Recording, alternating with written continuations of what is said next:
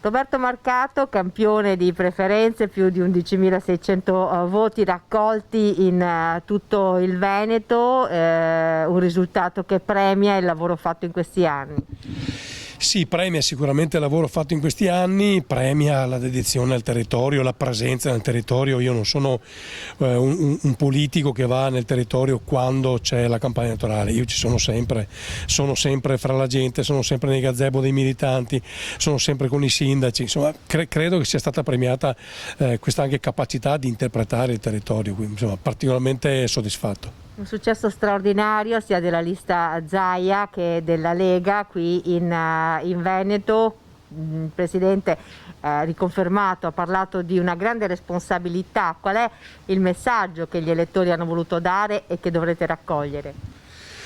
Ma allora, intanto un risultato così eclatante non lo poteva immaginare nessuno, che ci fosse grande affetto nei nostri confronti, sì, così grande francamente ha un po' spiazzato tutti.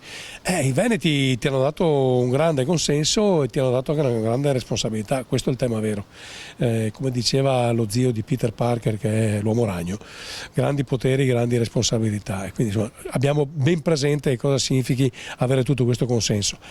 Noi abbiamo due situazioni particolari che dobbiamo gestire, continuare a gestire: l'emergenza sociosanitaria dovuta al Covid e l'emergenza economica. Questi sono i due focus, e poi la madre di tutte le battaglie che è l'autonomia, che è il più bel regalo che possiamo fare durante questa legislatura ai veneti.